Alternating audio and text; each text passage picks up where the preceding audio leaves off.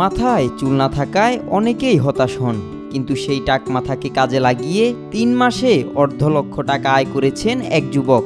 তার এই বুদ্ধি ভাইরাল হয়েছে সামাজিক যোগাযোগ মাধ্যমে।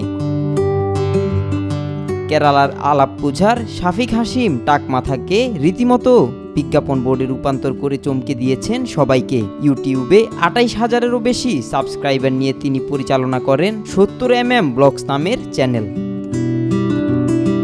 সম্প্রতি তিনি কোচির লা ডেন্সিটা নামক একটি হেয়ার ট্রান্সপ্লান্ট কোম্পানির সঙ্গে ৩ মাসের জন্য 50,000 রুপির একটি বিজ্ঞাপন চুক্তি সম্পন্ন করেছেন। চুক্তি অনুযায়ী তার টাক মাথায় অস্থায়ীভাবে কোম্পানির বিজ্ঞাপন ট্যাটু করা হয়েছে, যা তিনি নিজে ইউটিউব ভিডিওতে স্পষ্টভাবে প্রদর্শন করবেন।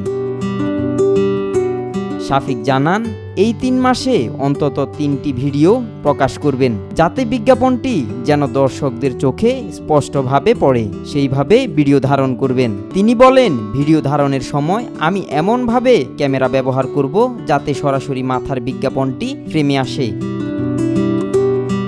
এই বিজ্ঞাপনটি অস্থায়ী এবং রাসায়নিক দিয়ে সহজেই মুছে ফেলা যায় বলে জানিয়েছেন তিনি। টাক পড়া নিয়ে নিজের অবস্থান পরিষ্কার করে শাফিক বলেন, আমি আগে হেয়ার ট্রান্সপ্লান্ট করানোর কথা ভেবেছিলাম, কিন্তু পরে বুঝি টাক হওয়া একেবারেই স্বাভাবিক, এতে লজ্জার কিছু নেই, বরং আমি চাই মানুষ যেন আত্মবিশ্বাসের সঙ্গে নিজেদের গ্রহণ করে। শাফিক এর আগে কেরালা ও সৌদি আরবে প্রোগ্রাম প্রডিউসার এবং ডিজিটাল কন্টেন্ট নির্মাতা হিসেবে কাজ করেছেন। তিনি মনে করেন তার এই ভিন্নধর্মী এবং সৃজনশীল উদ্যোগ ভবিষ্যতে আরও বড় প্রতিষ্ঠানের নজর কাড়বে এবং সমাজে এক ইতিবাচক বার্তা ছড়িয়ে দেবে।